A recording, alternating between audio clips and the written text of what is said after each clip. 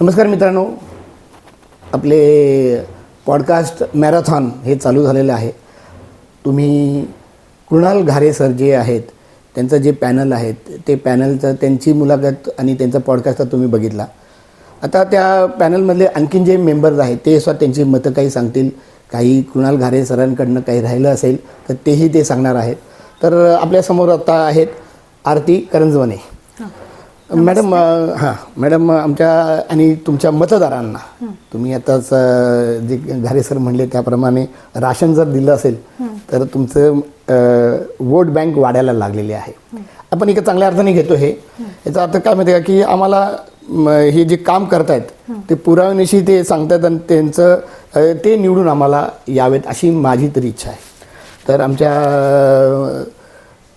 प्रेक्षकांना आणि तुमच्या मतदारांना तुमच्याबद्दल तुमच्या नावासहित सांगा. प्रथम तुम्ही आम्हाला इथे बोलवलं त्याच्याबद्दल मी तुमचे खूप धन्यवाद. मी आरती करंजवणे, आम आदमी पार्टी प्रभाग क्रमांक 10 ब बावधन भुसारी.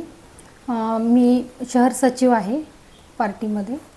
आता पहिला प्रश्न तुम्हाला हाच विचारतो की पॅनलमध्ये मला वाटतं तिघं पॅनल आहे, 3 पॅनल आता तुमचा तिघांचा आहे पॅनल तुमच्या वॉर्डमध्ये 10.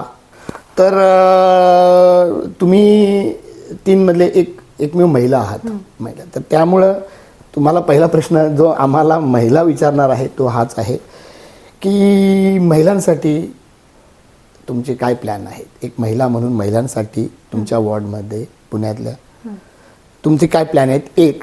आणि त्याला जोडून दुसरा प्रश्न असा आहे की काय मॅडम की महिलांच्या सुरक्षेच्या बाबतीतले जे काही नियम आहेत तर त्या नियमाला धरून मागं एक साधारणतः 5-6 वर्षामध्ये पुरुषांमध्ये एक नाराजी आहे. एक थोडंसं म्हणजे त्यांच्यावर अन्याय झाला असं वाटतं. तर ह्या 2 विषयाच्या बाबतीत पहिलं म्हणजे महिलांसाठी तुमचं काय प्लॅन आहे, विशेष करून महिलांसाठी. मी बावधनमध्ये माझं लग्न झालं आणि मी बावधनमध्ये आले आणि मग माझ्या पाठीमागे कुठलाही राजकीय वगैरे असं काही बॅकिंग नव्हतं. मुलं संसार सांभाळत आले आणि नंतर लग्न झाल्यावर शिकायची इच्छा असली तरी पुढे त्या गाव बावधन येतं पण एवढं मागे होतं की त्या कोथरूडच्या डोंगर कोथरूड इकडे आणि पलीकडे बावधन. पण शहरीकरण वगैरे ते एकदमच वेगळं होतं. मग आपली इच्छा पूर्ण नाही झाल्या म्हणून मग आम्ही आमच्या मुलांना शिकवायचं. असं करत करत माझी मुलगी डॉक्टर झाली, मुलगा इंजिनियर झालाय, सून इंजिनियर आहे. आणि मग नंतर मुलं म्हटले की तू आता तुला सोशलची आवड होती. माझं पार्लर होतं. मी पार्लरच्या ह्याच्यातून पण भरपूर महिलांना सोशल काम करायचे. ज्यांची परिस्थिती नाहीये, कामवाल्या बायका आहेत त्यांच्या मुलींना फ्री शिकवायचे, असे क्लासेस वगैरे घ्यायचे. मग अशी आवड होती. मग नंतर मुलांचे लग्न झालं ते म्हणे तुला करायचं तर कर म्हटले, काय करायचंय सोशलचं. मग मी बघितलं तर महिला म्हणजे आमचं गाव असं होतं की महिलांना कुठेच प्राधान्य नव्हतं. शिकल्या वगैरे असल्या तरी घरातच जायचं. मलाही तसंच होतं की आपण घरातूनच काही काम करायचं. मी घरातूनच पार्लर करायचे एका रूम मधून असं. पण मग नंतर मुलांचं वगैरे मिस्टरही म्हटले कर आता तुला काही मुलं मोठी झाली तर. मग त्याच्यातून मी सुरू केलं. मग असंच गावातल्या महिलांना सक्षमीकरणाची कामं केली. तसेच क्लासेस वगैरे घेतले त्यांचे, आरी वर्क, परत ब्लाऊजचे, परत पेंटिंगचे, अजून असे क्लासेस वगैरे घेत त्या महिला बाहेर नाही पडल्या पण घरातून त्यांनी स्वतःचे उद्योग चालू केले. की आता ब्लाऊज आरी वर्क वगैरे म्हटलं तर स्वतःचा जरी शिवायचा म्हणलं ते 2-2 हजार रुपये 4,000 शिलाई लागते. त्या स्वतः ते करून 2 रुपये बाहेरचे घेऊन घरात बसून काम करू लागल्या. तसेच हा रेशनिंगचा प्रश्न होता. म्हणजे जवळजवळ 18 वर्ष नव्हतंच पण कोविडच्या काळात मिळालं होतं रेशनिंग सगळ्यांना शाळेत. मग तेव्हा मिळालं, आता का मिळलं नाही. मग आम्ही नंतर असा विषय झाला. मग मी आणि घारे सर आम्ही म्हटलं जाऊ आज इथे. मी अक्षरशः त्या दिवशी शंकरपाळ्या करत होते. दिवाळीचा दिवस त्यांनी सांगितला तसंच ठेवलं आणि आम्ही गेलो. आणि फार संध्याकाळ झाली होती आम्हाला येस तोपर्यंत. पण आम्ही तहसीलदार इकडं तिकडं सगळ्यांना भेटून पाठपुरावा करून त्याचं सोल्युशनच काढून आणलं. आणि हे दुकान का बंद पडलं तर त्यांनी काही कारण नाही सांगितलं, बंद आहे. मग तिथून पुढं आम्हाला फॉर्म दिले, हे वाटा म्हटले आम्ही सगळ्या गावात फिरलो पण काही कोण घेत नव्हतं फॉर्म तेव्हा. मग आम्ही ते फॉर्म घ्यायचो, मग ते भरून घ्यायचे सगळ्यांचे. 1 रुपया कोणाचा घेतला नाही. मग तो भरून द्यायचा, तिकडे जायचं, तिथं बायकांना येतील त्यांना घेऊन जायचं. ते म्हणे आम्हाला बायका दाखवायला आणा. असं करून तसं आम्ही पहिला 10-15 अधिकारी तिकडे असे विचारायचे. हा, आम्हाला म्हणजे आणा दाखवायला वगैरे. मग आम्ही दाखवून 10-15 जणांचं पहिलं रेशनिंग चालू केलं. बर. मग ते चालू झाल्यावर नंतर आमचं चालू झालं. आता जवळजवळ 500 लोकांचं झालंय, दुकान पण आले. वा. जवळजवळ 500 पर्यंत आकडा चाललाय बर. की रेशनिंग त्यांना मिळतंय आता. आणि हे कसं झालं की हे आत्ताच नवीन राजकारणात सरंजाम वाटप वगैरे व्हायचं. बर. मग ते सरंजाम वाटपसाठी आमच्या कामवाल्या बायका दिवसभर का तिथं लाईन लावून असायच्या. बर. आमच्या घरी कामाला नाही. का बरं? तर त्यावेळी तुमच्या लक्षात रेशनिंग मिळतं. बरं बाबा, रेशनिंग मिळते तर तुम्ही काय मिळतं त्यात? एक तेलाची बाटली, मुरमुरे वगैरे काय. मग ते किती दिवस? तुम्हाला फक्त दिवाळीला. मग आम्ही असं ठरवलं की ह्यांना कायमस्वरूपी सरंजाम दिला तर अजून चांगलं ना. मग त्यांना फुकट सगळं धान्य येतं आता. अच्छा. हा, आता म्हणजे त्याच्यामुळे ही कल्पना पण सुचली. आणि आता सगळ्या लोकांना महिन्याला अगदी व्यवस्थित धान्य मिळतं. वा वा. हे तर म्हणजे घारे सरांनी म्हटल्याप्रमाणे माझ्यासाठी सुद्धा हे नवीन गोष्ट आहे की असं काहीतरी होत नव्हतं आणि ते आता झालेलं आहे. तर तुमचे म्हणजे जसे सरांनी तुम्हालाच ह्या बाबतीत सगळ्यात मोठं क्रेडिट दिलेलं आहे. एक महिला म्हणून सगळ्यात महत्त्वाचं तुम्ही केले की घरात राशन आणून दिलं 500 लोकांच्या. तरी तुम्ही आता मध्ये बोलताना शिकायची इच्छा होती. तर आता शिक्षण काय तुमचं झालेलं आहे? माझा डिप्लोमा 1 वर्ष राहिलंय. ते राहिलं, मी ह्याचा करत होते बेकरी कन्फेक्शनरी, पहिली बॅच आमची SNDT कॉलेजला. मग त्याचा 3 वर्षाचा होता. 10वी नंतर का 12वी नंतर? 10वी नंतरचा. अच्छा. मग तो माझा लास्ट इयर राहिला मग राहून गेला. अच्छा. म्हणजे 10वीचं शिक्षण झाल्यानंतर ते 12वी नंतरचा. नाही, बरोबर आहे तुमचा. त्यावेळेसचा काळ तसाच होता. आता मी म्हणतो की लग्नाच्या अगोदर सुद्धा तुम्ही काही असं सामाजिक हे सेवा करण्याकडे कल होता नव्हता? लग्नाच्या आधी म्हणजे 18व्या वर्षी माझं लग्न झालं. अच्छा. त्याच्यामुळे काय कॉलेज वगैरे. लग्नानंतरही मी 1 वर्ष कॉलेज केलं होतं. मिस्टर म्हटले कर, तर केलं होतं, पण मग अर्धवट राहिलं. पण तुम्ही म्हणताना म्हटलं की तुमचे मुलं मुली दोघंही शिकलेले आहेत आणि त्यांनी म्हटल्यानंतर तुम्ही करावं, तुमची आवड आहे तर तुमची आवड कधी सुरू झाली? मग लग्नानंतर कधी सुरू झाली? लग्नानंतर लगेच म्हणजे आवड होती मला. जसा वेळ मिळेल तसं मी सार्वजनिक कार्यक्रम असतील, महिलांचे असतील, नाहीतर कॉलनीतले असतील, आमच्या गावातले असतील, त्याच्यात मी सहभाग घ्यायचा. हा, आणि परत कामवाल्यांचे प्रश्न असतील कोणाचे, कधी कोणाला घरची भांडणं असतील, काय असतील, चौकीपर्यंत गेली तरी आम्ही तिथपर्यंत जायचो. त्यांना ते हेल्प व्हायची. मग त्याच्यामुळे त्या बायकांनाही काय असलं तर ते येऊन, एक महिला म्हणून त्या येऊन मला सांगू शकत होत्या. मग त्याच्यामुळे मी म्हटलं की आपण थोडंसं बाहेर पडलं तर अजून महिलांना बरं वाटेल. आणि मग नंतर ही कामं करता करता मला हा पक्षही आवडला की आपल्यावर कोणाचा तरी एक पक्ष असेल तर आपली पुढं सगळे दखल पण घेतात. मग त्याच्यामुळे ह्या पक्षात मी गेले आणि तिथून पुढं मग माझी कामं अजून चांगली सुरू झाली.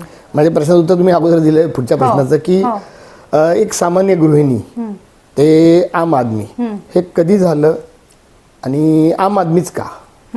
हा प्रश्न माझा आहे की तुम्हाला कुठेही जाता आलं असतं बाहेर. आता अण्णा हजारेंची चळवळ बघितली. बरोबर आहे. तर 2012ची त्याच्यात आपल्याला दिसलं भ्रष्टाचारावर हे. आणि आजकाल इतका भ्रष्टाचार वाढलाय की तो बघून म्हणजे त्यांनीच आम आदमी लोकांची स्थापना म्हणजे झाली. आणि त्याच्यातून आम आदमी म्हणजे कसं आपल्याला ग्राउंड लेवलची लोक सगळी भेटतात आणि त्यांचेच जास्त प्रॉब्लेम आहेत. वरच्या लोकांचे काही प्रॉब्लेम होत पण नाही आणि ते सॉल्व्ह पण होऊन जातात, पण ग्राउंड लेवलच्या लोकांचे होत नाही. आणि आम्ही सुद्धा ग्राउंड लेवलचेच आहेत. त्याच्यामुळे आम्हाला आम आदमी पार्टीच आवडला. आम आदमी पार्टीमध्ये तुम्हाला आम आदमी पार्टी म्हणजे आम आदमी भेटणार तुम्हाला. Very good. बरं, आता जेव्हा आम आदमी पार्टीला जॉईन झाला, कधी साधारणतः तुम्ही आम आदमीमध्ये कधी प्रवेश केला? 4 वर्ष झाले. त्याच्या अगोदर कुठल्याही पक्षा वगैरे मध्ये नव्हता? नाही, आधी असायचं, मग तिथले पक्ष वगैरे कुठं थोडे स्थानिक जरासे होतं. पण सिरियसली अगदी आता तुम्ही आम आदमी पार्टीचे सचिव हां तुमच्या एरियातले. हो. अच्छा. आता ह्या सगळ्या प्रवासामध्ये आत्ता जी इलेक्शन आहे महानगरपालिकेची, तर महानगरपालिकेशी संबंधित शेवटचे कुठले प्रॉब्लेम्स तुम्हाला वाटत आहेत जे तुमच्या थ्रू गेलेत आणि ते सोडवण्यामध्ये तुमचा हातभार लागलेला आहे, असे काही जरा 1 2 3 सांगू शकाल? आत्ता सरांनी सांगितलं तो नदीचा एक प्रश्न आहे, परत हे रेशनिंगचा एक आहे, आणि असे गावात पाईपलाईन नव्हत्या, पाईपलाईन खराब झाल्या होत्या मोठ्या मोठ्या, म्हणजे 5 वर्ष झाले तरी कोणी बघितल्याच नव्हत्या. मग त्या आम्ही पाईपलाईनची वगैरे कामं करून दिली, रोडची कामं करून दिली. असे परत बरेच असे छोटे मोठे जे वॉर्डच्या क्षेत्र आपल्या क्षेत्रीय कार्यालयातनं कामं असायची ती आम्ही लोकांपर्यंत करून लोकांपर्यंत पोहोचवलीत ती सगळी. टॉयलेट वगैरे नव्हते, आम्ही LMD चौकात टॉयलेट होतं ते सुद्धा बंद होतं. मग ते घारे सरांनी LMD चौकात आमच्या बावधनच्या ज्येष्ठ नागरिकांच्या तिथे आम्ही भेटलो की ते नेहमी सांगायचे की इथलं टॉयलेट बंद आहे, आम्हाला ते चालू करून द्या. टॉयलेट होतं तिथं पण बंद होतं. आता नवीन पद्धतीचे आले होते ना मोबाईल टॉयलेट, गाड्या ते असं ते लावायचे तिथं, पण ते काही सगळीकडे पैसे सगळीकडे बसवले पण सगळे बंदच आहेत. पण कुणाल सरांनी आम्ही ते टॉयलेट चालू करून दिलं आणि 1 वर्ष आम्ही ते क्लीन करून त्यांना मेंटेनन्स आम्ही आमच्याकडे घेतला आणि ते करून दाखवलं. मग नंतर वर्षांनी आम्ही त्यांचा सुपूर्द केला की आता आमचं हे झालंय. मग त्या लोकांना टॉयलेट पण आम्ही सुरू करून दिले. आता तुम्ही पॅनलमध्ये म्हणजे चांगली गोष्ट आहे की पॅनलमध्ये एकत्र काम करतात, एकाला धरून दुसरं वगैरे. तर अजून तुम्हाला किंवा आम आदमी पार्टीमधल्या आणखीन पदाधिकारी जे आहेत यांच्याशी संबंध आला, समजा अगदी सुदर्शन सर असतील किंवा किर्दत सर असतील किंवा जे पदाधिकारी आहेत तर त्यांच्याशी संबंध आला की त्यांचा अनुभव कसा वाटला तुम्हाला एकंदर? सुदर्शन सर, किर्दत सर तर म्हणजे एक खांबच आहेत आणि चळवळीतले आहेत ते. त्यांच्यामुळं खूप लोकांपर्यंत आम्हाला पोचायला हे होते आणि परत त्यांचे विचार आधी पक्षात आल्यामुळे त्यांचे विचार घेऊन सुद्धा आम्हाला बरीच कामाला प्रेरणा मिळते. महानगरपालिकेशी तुमचा संबंध येतो तर तुमची पद्धत काय आहे म्हणजे नागरिकांचे जाणून घेण्यासाठी, जसं जनता दरबार वगैरे असे असतात ना, तर तसं तुम्ही त्यांच्याकडे जातात, तुमच्याकडे लोक येतात, तर तुमची काय पद्धत आहे प्रॉब्लेम समजून घेणं आणि ते संबंधित अधिकाऱ्याकडे पोहोचवणं? मी विशेष करून महानगरपालिका म्हणतो, PMC. आता त्याच इलेक्शनला तुम्ही उभे राहणार आहात, तर त्याचं म्हणजे काय तुमची पद्धत काय? काही नाही, आम्ही काय म्हणजे काही महिला स्वतःहून येतात, नाहीतर आम्ही असं फिरत असलो गावात, नाहीतर कुठे कळलं आपल्याला तर लोक फोन करतात, मग कधी ऑनलाईन कंप्लेंट टाकतो, आधी जाऊन येतो. तुम्ही स्वतः ऑनलाईन कंप्लेंट टाकायला लावता? चांगली गोष्ट आहे. वा, हे सर आमच्यासाठी फार महत्वाचं आहे बरं का, की अजून लोकांपर्यंत ऑनलाईन कंप्लेंट कशी टाकायची हे माहिती नाही. आणि आम्ही नंबर पण देतो. समजा आता म्हणजे प्रत्येक नागरिक शिकला पाहिजे स्वतः काय करायला, त्याशिवाय होणार नाही. आम्ही लाडकी बहीण होती, परत रेशनिंगच्याही कृणाल सर वगैरे त्यांनी आम्ही मोबाईलवर कसं भरायचं काय ते मुलांना शिकवलं.